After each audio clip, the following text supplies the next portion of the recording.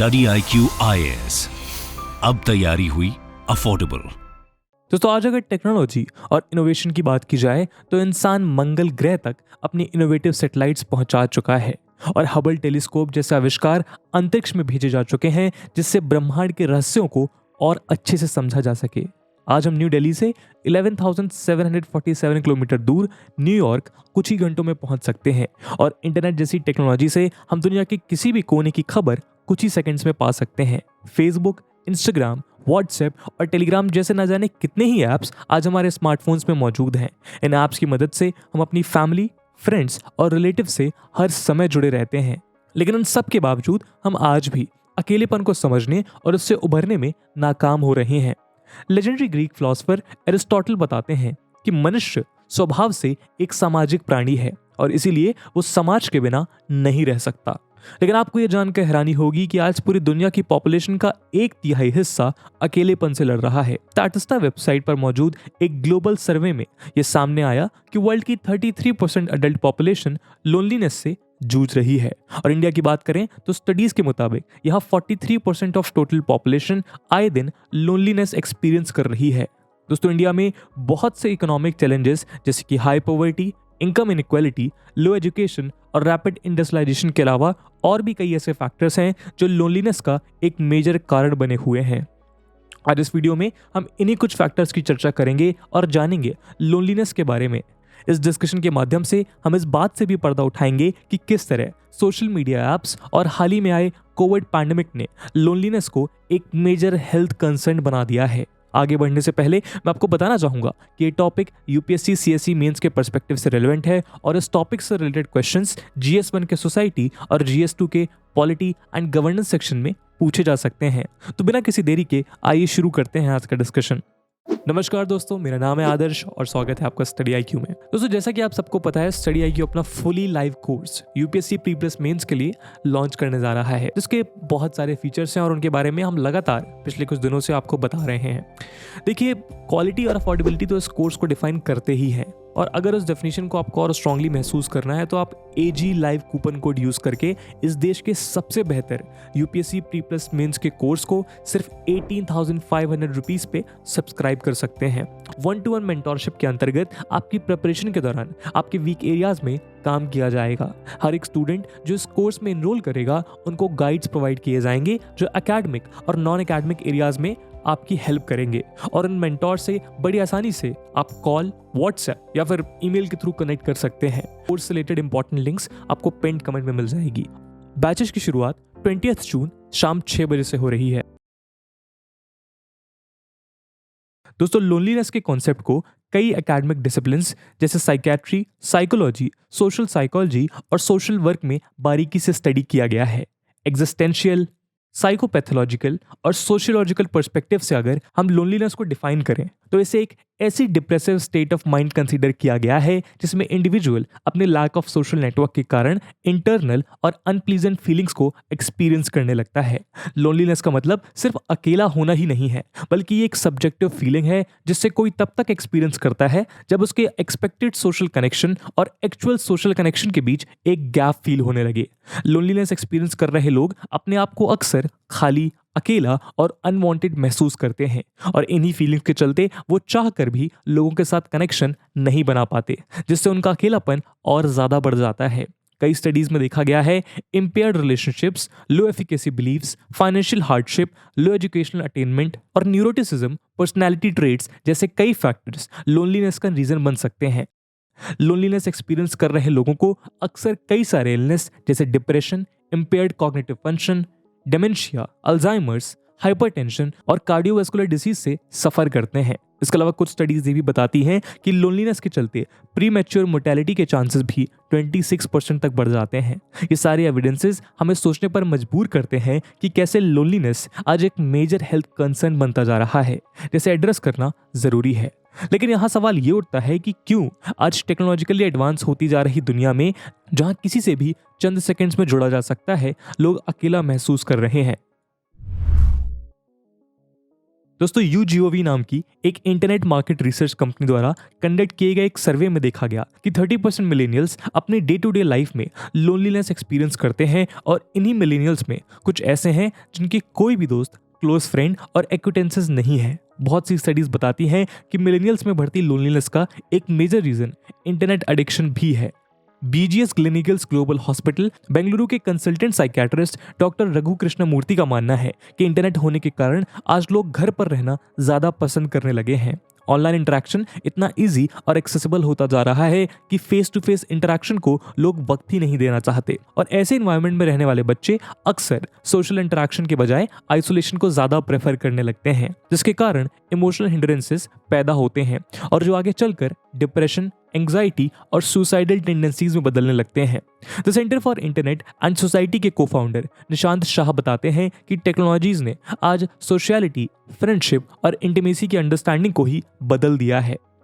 उनका कहना है कि इंडिया में फास्ट पेस्ड लाइफ और रैपिड ट्रांसफॉर्मेशन ऑफ सोसाइटीज के चलते हमने अपने इमोशनल नीड्स ऑफ बिलोंगिंग को इग्नोर कर दिया है और यही रीजन है कि हम बिलोंगिंग के बदले सोशल मीडिया प्लेटफॉर्म्स जैसे स्नैपचैट और व्हाट्सएप पर कनेक्टेड रहना ज्यादा प्रेफर करते हैं। मध्य प्रदेश के जबलपुर शहर में मौजूद NSCB मेडिकल कॉलेज द्वारा कंडक्ट की गई एक रिसर्च सामने आई है कि कॉलेज स्टूडेंट्स में बढ़ते इंटरनेट एडिक्शन की वजह से उनकी साइकोलॉजिकल वेलबींग पर नेगेटिव इफेक्ट देखने को मिला है। जामिया मिलिया इस्लामिया के डिपार्टमेंट ऑफ साइकोलॉजी द्वारा कंडक्ट की गई कुछ स्टडीज में भी लोनलीनेस और इंटरनेट एडिक्शन में हाई कोरिलेशंस देखे गए हैं। और दोस्तों, जहां इंटरनेट और सोशल मीडिया प्लेटफॉर्म्स के कारण लोग पहले से ही आइसोलेशन की तरफ बढ़ रहे हैं, वहीं organisation for economic cooperation and development यानी OECD द्वारा कंडक्ट एक रिसर्च में ये सामने आया है कि कोविड क्राइसिस के कारण लोगों में लोनलीनेस के लेवल और भी बढ़ गए हैं। वर्क स्पेसेस और स्कूल्स का ऑनलाइन हो जाना, पब्लिक प्लेसेस का क्लोज होना और सोशल डिस्टेंसिंग जैसे मेजर्स लेने से हम कोविड को फैलने से रोक तो पाए हैं, लेकिन इन मेजर्स ने लोगों के अकेले रहने की टेंडेंसीज को और मैग्नीफाई कर दिया है। साइजोफ्रीनिया रिसर्च फाउंडेशन यानी स्कार्फ द्वारा कंडक्टेड एक रिसर्च में देखा गया कि इंडिया में कोविड पैंडेमिक के दौरान यंग जनरेशन में लोनलीनेस के लेवल्स इंक्रीज होते पाए गए हैं। इस स्टडी को कंडक्ट करने वाली संजना गौतम बताती हैं कि भले ही लॉकडाउन के दौरान हम सबको अपनी फैमिली के साथ टाइम स्पेंड करने का मौका मिला हो, लेकिन इस बीच कई लोग ऐसे थे जो फैमिली डिस्कॉर्ड्स और डिस्ट्रेस के चलते लोनलीनेस एक्सपीरियंस कर रहे थे। यंग एडल्ट्स में बढ़ती एंग्जाइटी और फ्रस्ट्रेशन का एक रीजन ये भी है कि उनकी लाइफ का ये फेज एक ट्रांजिशन पीरियड होता है जहां वो सोशल चेंजेस को लेकर ज्यादा सेंसिटिव रहते हैं। ये वही फेज है जब हम कॉलेज जाते हैं, नए दोस्त बनाते हैं, नए एनवायरनमेंट देखते हैं और लाइफ में डिफरेंट चेंजेस एक्सपीरियंस करते हैं। अगर यंग प्रोफेशनल्स की बात करें तो उनके लिए भी ये फेज काफ़ी स्ट्रेसिंग होता है। इसी फेज में हम अपने करियर की शुरुआत करते हैं, कुछ मेजर डिसीजंस लेते हैं और नए रिलेशंस बनाते हैं। लेकिन इसी जनरेशन ने कोविड से पहले ऐसा कोई पैंडेमिक नहीं फेस किया जो उनकी इस डेवलपमेंटल स्टेज में एक बहुत बड़ा बैरियर बन जाए। कोविड पैंडेमिक के चलते बाहर ना जा पाना, स्कूल कॉलेजेस का बंद होना और वर्क प्लेसेस का वर्क फ्रॉम होम में बदल जाना, ये सब यंग अडल्ट्स की सोशल लाइफ में एक बहुत बड़ा बैरियर साबित हुआ है, जिसके कारण फ्रस्ट्रेशन और एंग्जाइटी इश्यूज के बढ़ने से फैमिलीज में डिस्ट्रेस का माहौल पैदा होने लगा। इसी लोनलीनेस के चलते कोविड पैंडेमिक के दौरान कई स्टूडेंट्स और यंग प्रोफेशनल्स में काफ़ी मेंटल हेल्थ इश्यूज भी देखने को मिले हैं। स्टूडेंट्स में यह भी देखा गया है कि कोविड के दौरान यंग एम्प्लॉयड एडल्ट्स की कंपैरिजन में कॉलेज गोइंग एडल्ट्स में लोनलीनेस ज़्यादा सीवियर थी। इससे ये साबित होता है कि यूनिवर्सिटीज़ में डिजीजेस के चलते बढ़ती आइसोलेशन और डिक्रीज इंटरपर्सनल कम्युनिकेशन को लेकर कोई इफेक्टिव पॉलिसीज या मेजर्स नहीं है। इसी बीच अगर हम मॉडर्न टाइम्स में प्रचलित न्यूक्लियर फैमिलीज के कॉन्सेप्ट की बात करें तो स्टडीज बताती हैं कि न्यूक्लियर फैमिलीज में रहने वाले स्टूडेंट्स में पैंडेमिक के दौरान हाई लेवल ऑफ लोनलीनेस देखने को मिले। और सिर्फ स्टूडेंट्स ही नहीं, international journal of Indian psychology में पब्लिश हुए एक रिसर्च पेपर में ये सामने आया कि न्यूक्लियर फैमिलीज के कॉन्सेप्ट के चलते बूढ़े लोगों में साइकोलॉजिकल, फिजिकल और फाइनेंशियल इनसिक्योरिटी बढ़ती जा रही है। इंडिया में अभी फैमिली स्ट्रक्चर का कॉन्सेप्ट एक ट्रांजिशन फेज में है और ग्रेजुअली ये स्ट्रक्चर न्यूक्लियर फैमिलीज में चेंज हो रहा है। Generation gap conflict, lack of mobility, dependency, poor health conditions और लोनलीनेस जैसे प्रॉब्लम्स बूढ़े लोगों में लाइफ के प्रति एक नेगेटिव परसेप्शन क्रिएट कर देती हैं, जिनसे कॉन्फ्लिक्ट पैदा होने लगता है। 60s और 70s की एज में जहां बूढ़े लोगों को अपने बच्चों और फैमिली की जरूरत होती है, वहीं न्यूक्लियर फैमिलीज जैसे कॉन्सेप्ट उनके लिए एक साइकोलॉजिकल बैरियर क्रिएट कर देते हैं और उन्हें वो सपोर्ट और क्लोजर नहीं मिल पाता जिनकी जरूरत होती है। दोस्तों इंडिया एक लंबे समय से कलेक्टिविस्ट सोसाइटी रहा है। अगर आप मेजर बिजनेसेस जैसे टाटा, बिरला ग्रुप और अडानी ग्रुप को भी देखो तो वो भी किसी इंडिविजुअल आदमी नहीं बल्कि पूरे फैमिली ट्री द्वारा ऑपरेट किए जाते हैं। लेकिन आज इंडिया भी ग्रेजुअली इंडिविजुअलिज्म की तरफ मूव कर रहा है। जॉइंट फैमिली स्ट्रक्चर से न्यूक्लियर फैमिली स्ट्रक्चर की तरफ मूव करना भी इंडिविजुअलिज्म का एक स्टेपिंग स्टोन है।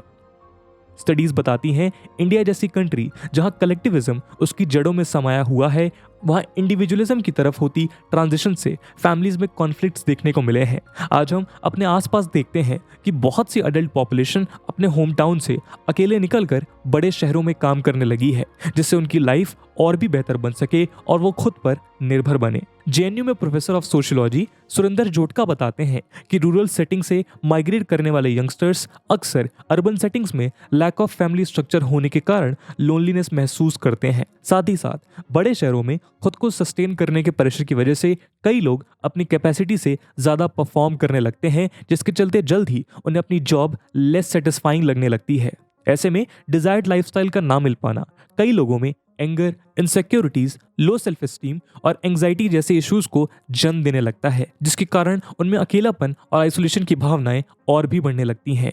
ईयर 2004 में आई national sample survey office NSSO द्वारा एक रिपोर्ट में देखा गया कि इंडिया में 4.91 मिलियन लोग अकेले रह रहे हैं और लोनलीनेस से सफर कर रहे हैं। वहीं ईयर 2016 में centre for the study of developing societies द्वारा कंडक्टेड एक सर्वे में देखा गया कि इंडिया की यंग अडल्ट पॉपुलेशन में से 12% डिप्रेस्ड है और 8% लोनलीनेस से जूझ रही है। Press trust of India PTI ने भी WHO के एक आर्टिकल को कोट करते हुए बताया कि इंडिया में 13 से 15 साल की एज के हर 4 में से एक स्टूडेंट लोनलीनेस फेस कर रहे हैं। दोस्तों इंडिया में बढ़ती लोनलीनेस के चलते मेंटल हेल्थ इश्यूज भी तेजी से बढ़ने लगे हैं।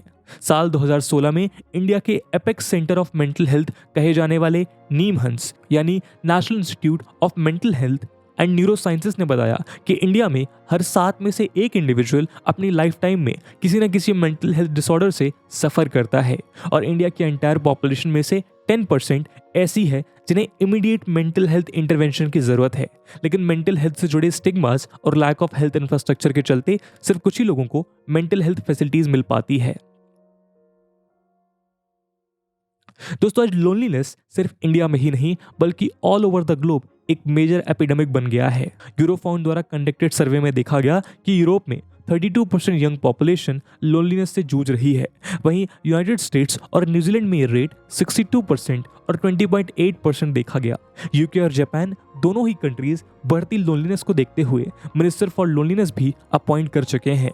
जापान जैसे टेक्नोलॉजी रिच कंट्री में जो वर्ल्ड की 34th रिचेस्ट कंट्री बताई जाती है, वहां साल 2020 में 21,000 लोगों ने सिर्फ अकेलेपन के चलते आत्महत्या की।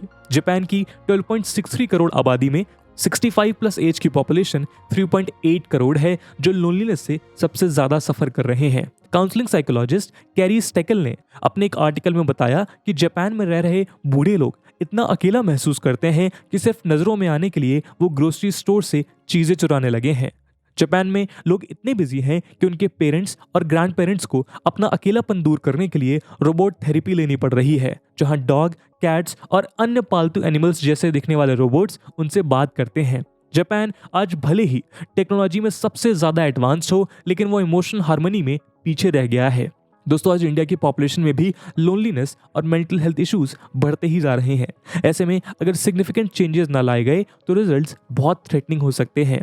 आपको जानकर हैरानी होगी कि 2014 में आई WHO की रिपोर्ट के मुताबिक इंडिया में 1 मिलियन लोगों के लिए सिर्फ 0.3 साइकियाट्रिस्ट मौजूद हैं। इंडिया में इतने साइकोलॉजिस्ट और साइकियाट्रिस्ट हैं ही नहीं जो बढ़ते मेंटल हेल्थ इश्यूज को एड्रेस कर सकें। इसका एक रीजन ये भी है कि इंडिया में लोगों के बीच मेंटल हेल्थ को लेकर अवेयरनेस बेहद कम है। ऐसे में अगर कोई इंडिविजुअल मेंटल हेल्थ से सफर भी कर रहा होगा तो भी आइडेंटिफाई नहीं किया जा सकेगा कि उसे किसी प्रोफेशनल हेल्प की जरूरत है या नहीं। मेडिकल केयर तो एक लेटर स्टेप है, उससे पहले जरूरी है कि लोगों में मेंटल हेल्थ को लेकर अवेयरनेस बढ़ाई जाए। भले ही 2013 में मेंटल हेल्थ एक्ट को लेकर गवर्नमेंट ने इंश्योर किया हो कि सिटीजन्स को अफोर्डेबल और quality mental health care provide की जाएगी, लेकिन अभी तक कोई सिग्निफिकेंट चेंजेस देखने को नहीं मिले हैं। और कई स्टडीज बताती हैं कि पॉलिसीज के बावजूद इंडिया में 150 मिलियन पॉपुलेशन को अभी भी इमीडिएट मेंटल हेल्थ इंटरवेंशन की जरूरत है। 70 to 90% इंडिविजुअल्स जो मेंटल इलनेस से सफ़र कर रहे हैं उनके पास कोई अफोर्डेबल, ईजिली अवेलेबल, सेटिस्फैक्टरी और क्वालिटी केयर मौजूद नहीं है।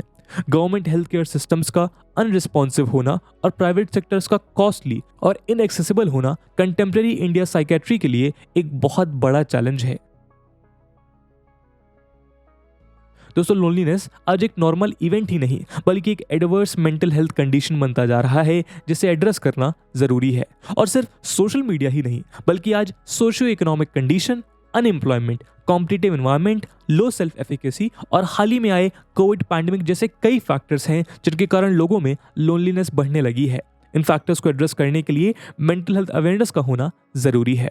ऐसे में मेंटल हेल्थ को लेकर evidence based progressive government policies, एक वाइब्रेंट एजुकेशन सिस्टम, रिस्पॉन्सिव और इंगेजिंग मीडिया इंडस्ट्री और क्रिएटिव क्राउड सोर्सिंग इनिशिएटिव का होना भी एक्सपर्ट्स द्वारा जरूरी बताया गया है। कई स्टडीज बताती हैं कि लोगों में बढ़ते सेल्फ सेंटर्ड, इंडिविजुअलिस्टिक और लेस एम्पैथेटिक एटीट्यूड्स के कारण जेन्युइन केयर और अंडरस्टैंडिंग कम होती जा रही है। ऐसे में लोनली फील कर रहे लोगों को कोई ट्रस्टवर्दी बात करने के लिए नहीं मिलता जिससे वो अपनी फीलिंग्स शेयर कर सकें। हमारे लिए ज़रूरी है कि हम अपने लव्ड वंस और फैमिली के साथ रहें और उनकी प्रॉब्लम्स को डिस्कस करें। इसी के साथ एंड करते हैं दोस्तों आज के एनालिसिस का। और इस टॉपिक से रिलेटेड आपके लिए क्वेश्चन है, promoting voluntary agencies and privatization in mental health care will do a world of good in providing quality mental care in India. Discuss.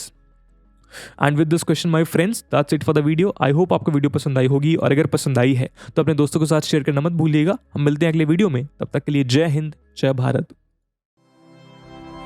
Study IQ IAS, अब तैयारी हुई अफोर्डेबल।